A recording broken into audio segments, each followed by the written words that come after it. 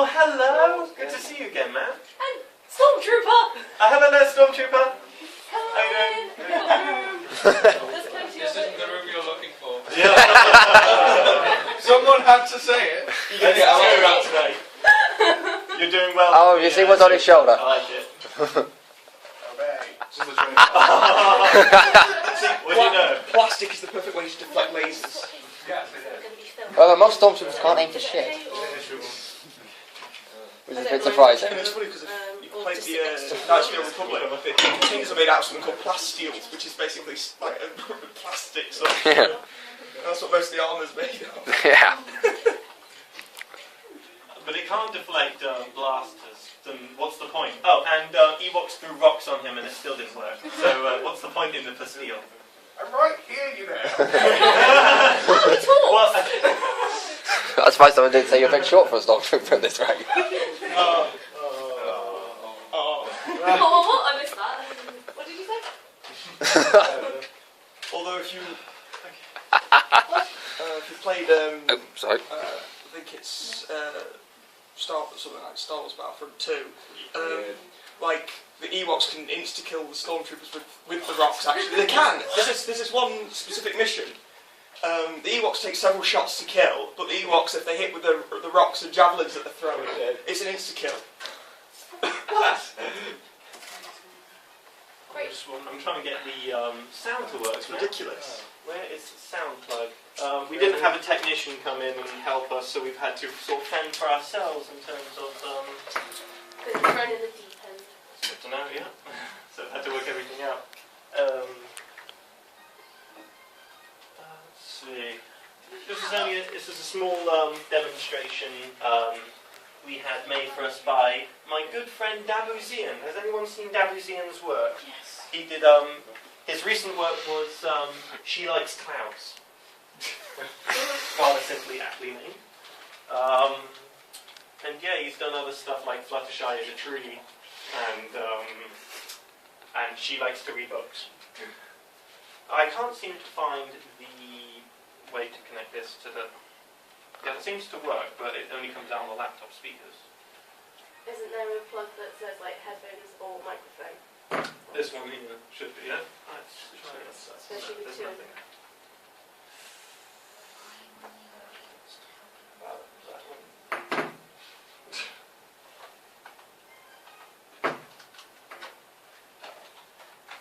There we go. Okay. All right. So yeah, this is Progress, just a little at last. promotion video. It's just to look shiny, if you will. Thank you all for coming. I'm Harry. You can. My online handler is Urban Meadows, and I'm here to tell you about the upcoming Pony card game.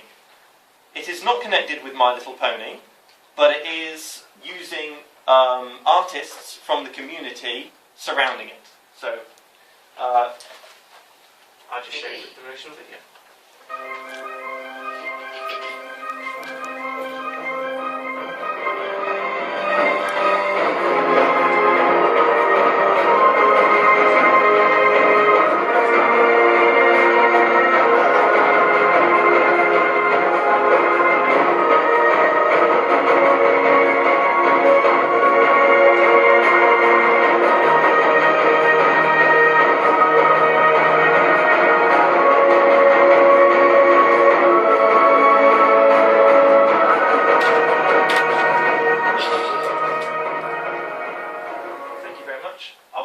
Planning to have more on my Tumblr, but Tumblr's down for maintenance today. Yes, thank you, Tumblr. So, I was going to tell you all about my card game. Are any of you here fans of the Rainbow Dash Presents series? Good, we have a few fans here. Those of you who don't know, it is drawn by Petarep, which is a very cute aesthetic artist who outputs a lot of pictures very quickly and to very cute aesthetics. Because of this, we're good friends, and he works with me to create artwork for the card game. And he is supported by several other artists. For example, D. Huey, the artist behind Tired Pie on Tumblr. We've also got Mia, which is Tentacle Pony. she draws the octopuses and the squids and stuff like that because that's the kind of thing she likes. It's also supported by UC77, who is the moderator of Hot Blooded Pinkie Pie. What the card game is a pony adventure role-playing card game. And the first set comes with 144 cards, all printed from the Carter Mundy Company in the UK, which is the UK factory and distributor of Yu-Gi-Oh cards. The first set comes with everything you need to play for 2 to 4 players, and it RRPs at $29.99 and is available on our shop starting in October 28th. You can pre-order next week, and we already have several pre-orders amounting to roughly 200, and we have a lot of staff involved. So, for example, our website is moderated and maintained by Petrolhead Bellsprout, who does our app development as well, and also our other supplementary projects. The Buck Card Game is supported by supplementary projects like a comic series that is posted on our website weekly. It is also supported by our BBS board, much like Pony-chan. We've also got a Buru board that runs a shimmy-based engine where it creates a card game gallery for you to look at the rulings of, the FAQs, and to work, if you've got a question about a card, you can look it up on the site, and if it's there, it'll answer your question. It's also supported by an album which is being created by Centennial, DJ Brony Dust, DJ Mush, Lavender Harmony, and Pipsqueak, who attended Buck at the recent Buck convention, and it was a lot of good fun. And yeah, if there's any questions about the actual game, I'll answer them in just a second. The actual game, you are a pony adventurer, and what you're trying to do is create a legend for yourselves with your friends to become the ultimate adventurer and gain the prestige of the king and perhaps marry his various sons and or daughters of varying ages and ethnicities. It's your adventure, and you make up your own story, and that is and you interact with the universe of Buck through the cards. So, you pick your race, which is one of the 3 starting races are Unicorn, Pegasi, and Earth Ponies. And then you choose one of 10 classes, which include the Ranger, the Warrior, who are both very tough fighters and are very good at ranged weaponry and that sort of thing. But if you are more inclined to magic, then the Undead class, the Paladin class, and the Unicorn race are what you're after, because they use magic to support the game, and they charge high prices for their services. So it's like, oh, you want to be saved? That's going to cost you a little bit. So it's got the competitive nature of role-playing games, like other games like Munchkin, but unlike Munchkin, because a lot of people say that our aesthetics are similar, the only actual similarities between us and Munchkin are the pure simple fact that we're both fantasy games, when in fact Munchkin includes various 21st century stuff like Judge Dredd and other things like that.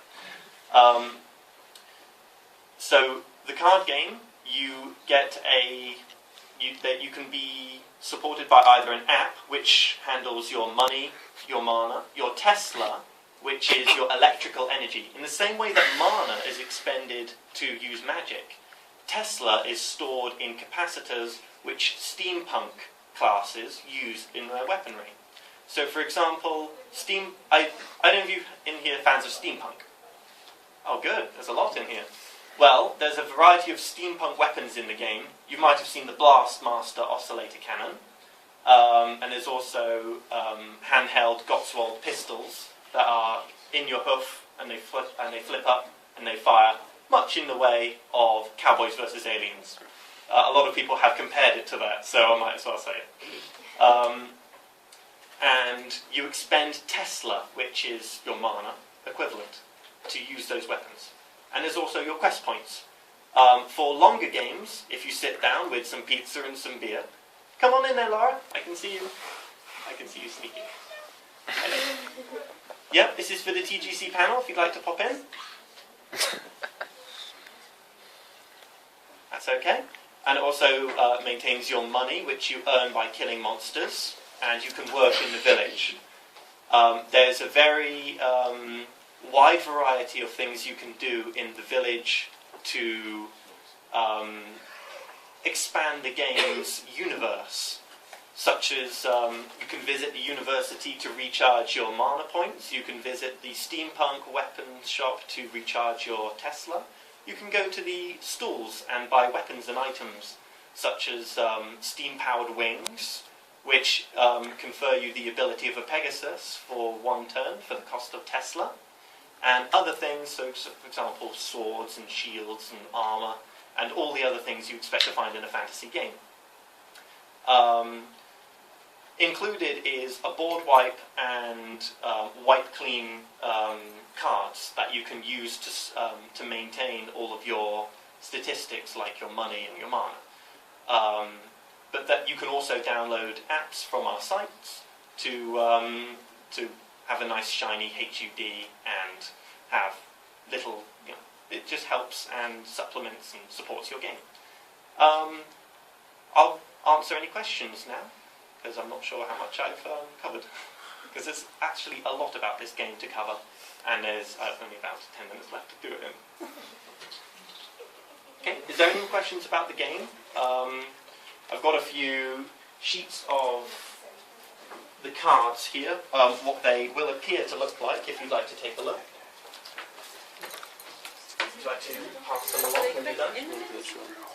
So, you'll have noticed by now that there is a lot of references. You sold a set of these at book, right? Beg your pardon? You sold a set of these at book, right? Yeah, it's the class and race class cards, but they're updated now. You'll see that on the pieces I've handed out, there are different colours. There are 4 different decks. There is the character creation deck that you use in the beginning of the game to create your character, and then you put it back in the box when you're finished with it. There is the dungeon deck. This is your adventure.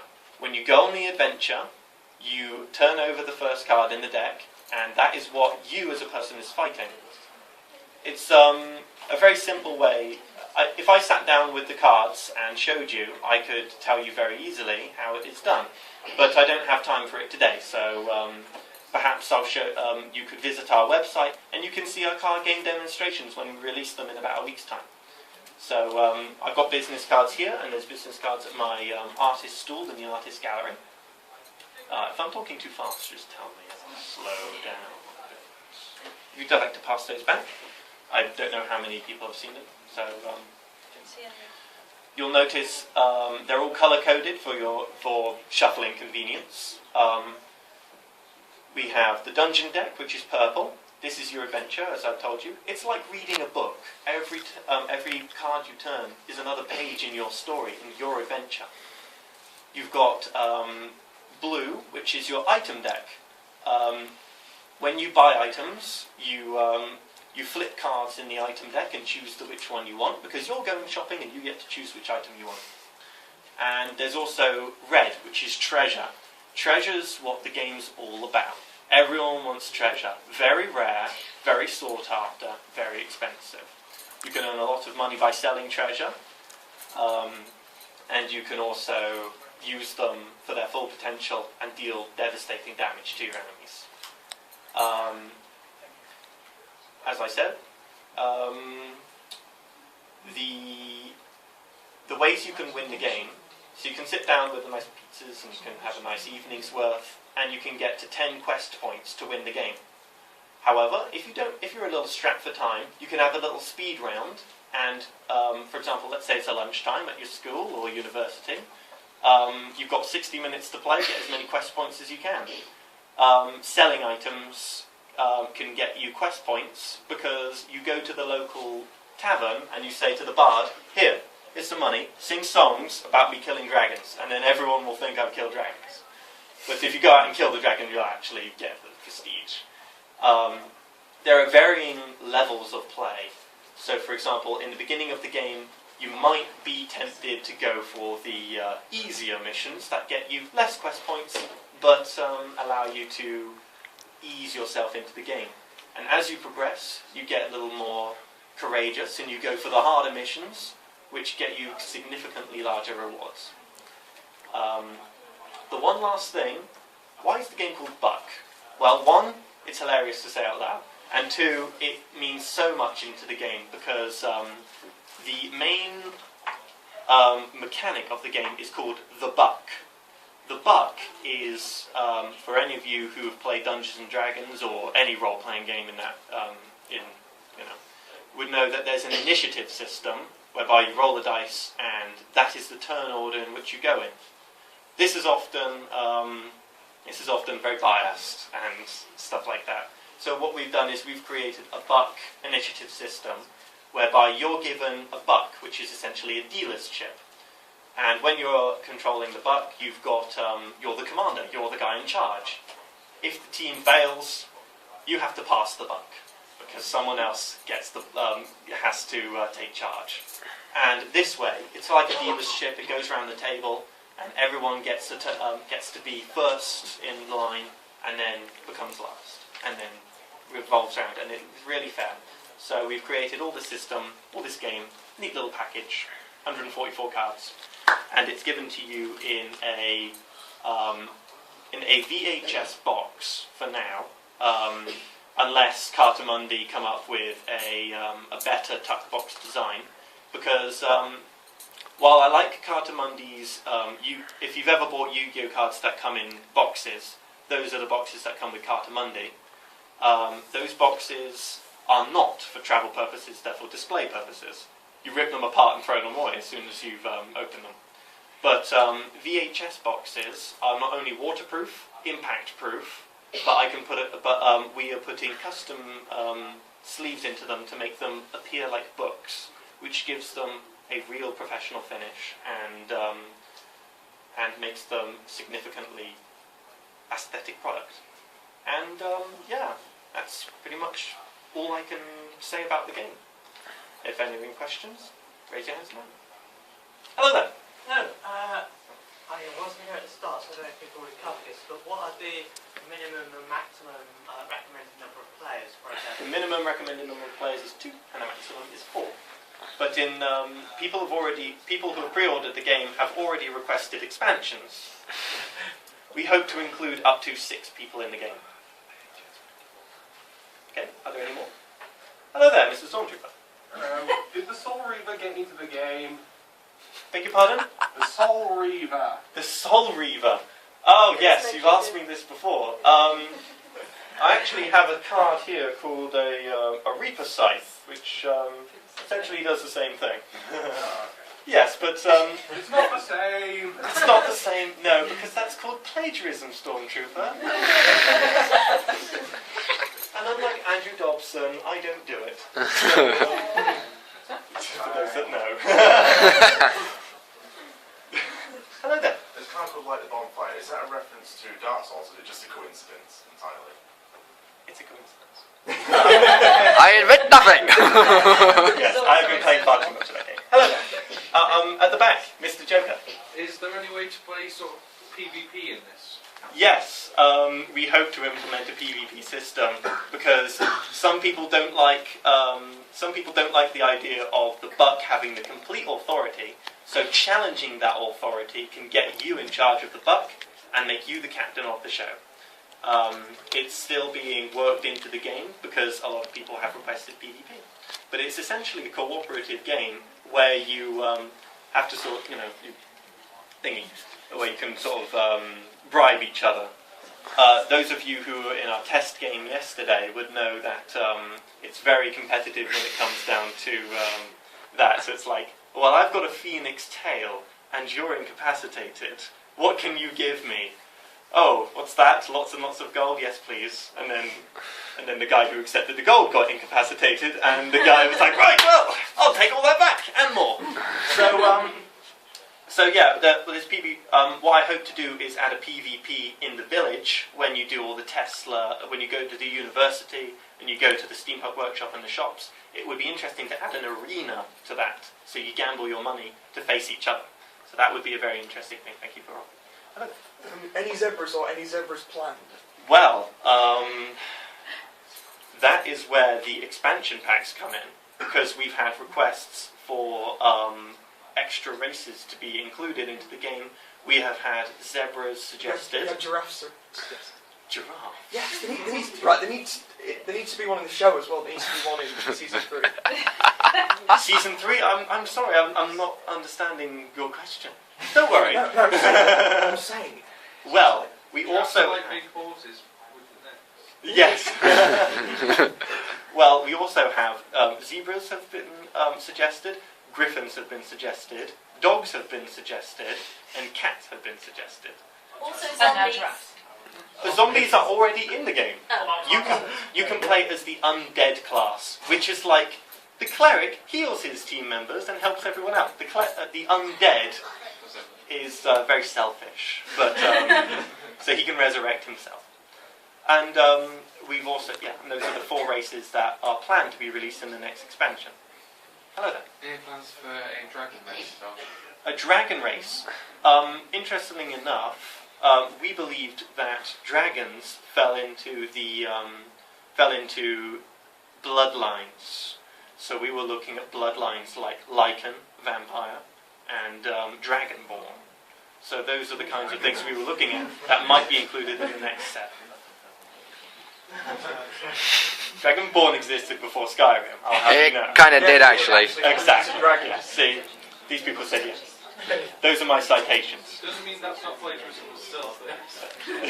Yeah. Plagiarism before. Yeah, but Bethesda could still get sued. But in all honesty, this is a completely separate entity to My Little Pony, and while some are in parodic sense of humour, it is all handled by a legal team who review it, and we also have connections to Hasbro Properties who agree to look at our cards to make sure that there are no infractions. You'll find that there are no cutie marks or anything like that, because, of course, this is not a My Little Pony project. It is simply inspired by. Thank you for listening. And are there any more questions before we finish? Hello there again. No, I was wondering how much would it cost to buy it? It is $29.99 and postage and packaging, and it's available from our website at the end of October to pre-order, because it takes 4 to 6 weeks to print with Cartamundi, which is quite a considerably long time. And it comes with everything you need to play for 2 to 4 players. Okay, thank you very much for coming, and I look forward to hearing from you soon.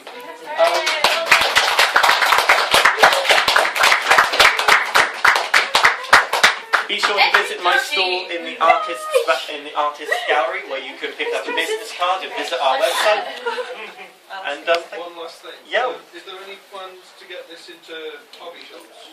a lot of independent hobby shops have already offered to handle our products, such as smaller companies that don't have a chain, like locals and stuff like that. So I will be looking at getting distribution, which would be cool. Okay. So thank you for. Hello. Sorry, can I do that? Is there going to be a changeling ability where you can mimic spells? Changelings are a creature in the game. Yeah, there you go. That's a freaking awesome ability. That'd be so But, cool. That is epic. But that would be an interesting racial option. Yeah, exactly. Plus, it's the cartographer's I had cap a as discussion well. with someone about changeling OCs within actual fandom sort of thing, and someone was going on about how it couldn't quite work because they're more of a hive mind. Yes, that's what I understood, because if you were... changelings are drones.